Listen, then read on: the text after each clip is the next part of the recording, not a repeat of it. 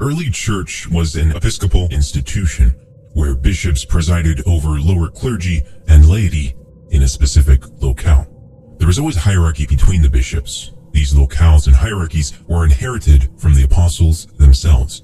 Those who inherited the mantles of Saints Peter or Paul or John or James, etc., were of a higher priority than those who inherited the mantle of Saints Mark, Titus, one of the blessed 70 lesser apostles, or whomever else. Being that Saints Peter, Paul, John, and James had evangelized specific locales, in their passing everyone they ordained had become their successors. Those who had inherited their episcopate from where they died, such as Rome, Ephesus, and Jerusalem, were chief among these successors.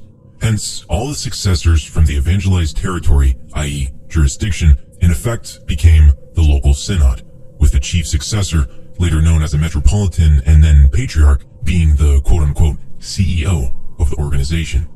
Now, being that Saints Peter and Paul were the most successful evangelists in the apostolic era, their territory was by far the largest, stretching from Asia Minor, Crete, and the Balkans to Italy and Spain. Both saints were also martyred in Rome, thereby making the Roman bishop the rightful inheritor of their mantles. The spiritual authority of the Roman bishop and the synod he belonged to, thereby, as a default, would be preeminent. However, as alluded to before, this didn't make the Roman bishop somehow exclusive in his preeminence. Saint James was the bishop of Jerusalem, and being martyred there, its jurisdiction was functionally independent. As history details, Saint John moved to Ephesus and was bishop there. Despite the city being originally evangelized by Saint Paul, John's presence in effect reset the region's apostolic succession and rescinded Rome's initial local jurisdictional rights. Due to no one taking offense at Saint John doing this, in effect consenting to this state of affairs, this is a demonstration that jurisdictions can shift and change by the consent of all. Now, the power of consent can't be understated. It was the operating principle behind the Council of Jerusalem as recorded in Acts 15.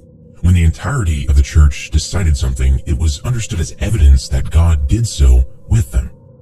The Lord taught that church discipline worked in the same way in Matthew 18, verses 18 through 20. In church history, the Holy Spirit's most ubiquitous works are not dazzling visual miracles, rather, they are the daily workings of the Christian people in unity. When the whole church has consensus on something, this is proof of the Spirit's work. Hence, the church from apostolic times worked with a consensus-based ecclesiology. The drive to both identify and establish consensus is evident in all the ante-Nicene ecclesiastical controversies. Local councils operated according to a unanimous, as opposed to a majority vote, as consensus conveyed spiritual authority. The workings of several local synods held in concert with one another ideally were to all agree. In the 2nd and 3rd centuries, local councils were held worldwide to determine the day to celebrate Pascha, the jurisdictional standing of the Ephesian Church vis-a-vis the Roman Church, the correct bishops of Rome during the Novatian controversy, the correct way to receive into the church those baptized from other Christian groups, and the deposition of Paul of Samosata in Antioch. Long before the church became an imperial institution, even without the logistical and legal means to collect all the local synods into one room in an ecumenical council to resolve an issue, the church always sought to establish universal consensus on matters of dispute. Rome was the specific subject of two of these controversies, the Ephesian ecclesiastical situation and the rebaptism issue. And both times, they lost. In the 2nd century, Rome re-entered communion with Ephesus, recognizing their jurisdictional claims. In the 3rd century, Rome abandoned the policy of Pope Saint Stephen of accepting the baptism of all heretics under Pope Dionysius, who then required that baptisms have correct form.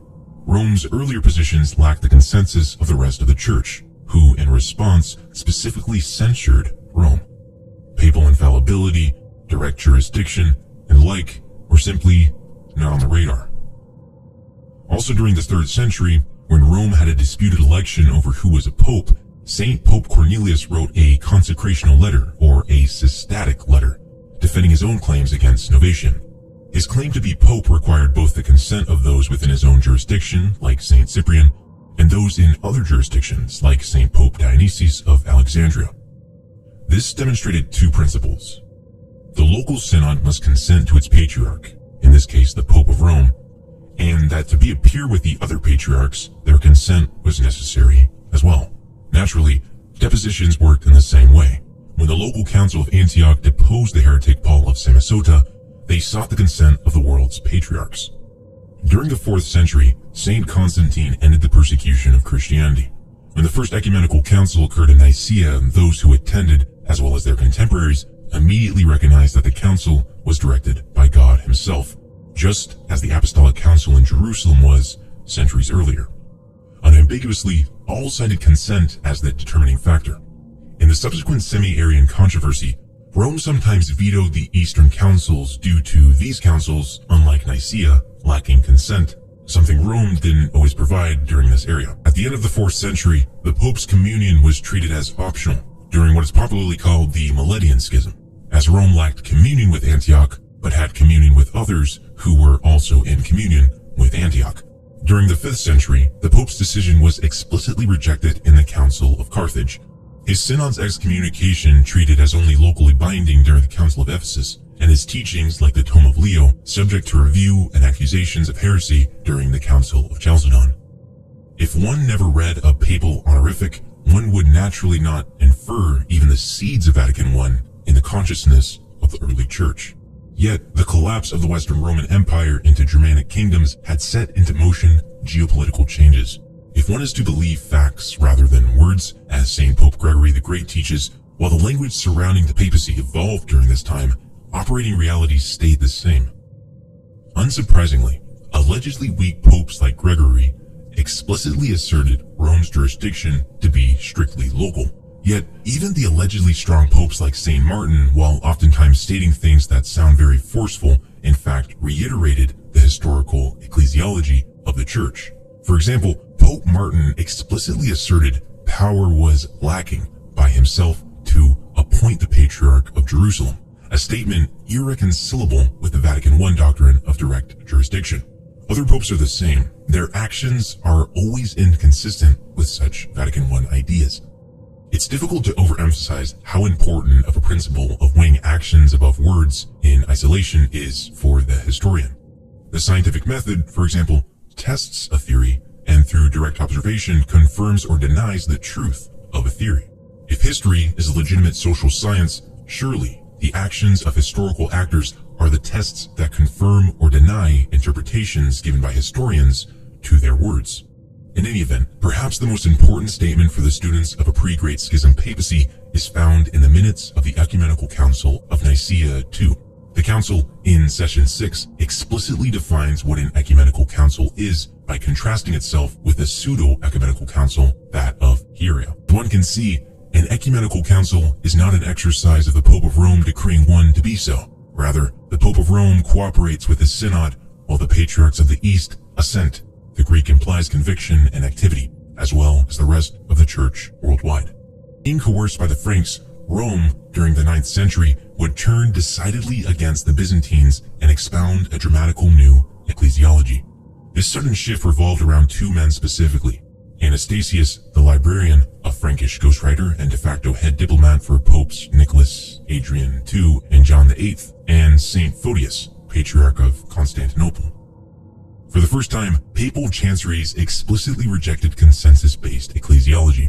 Coincidentally, at the exact same time, forged documents offering a historical pedigree for these changes conveniently were exploited.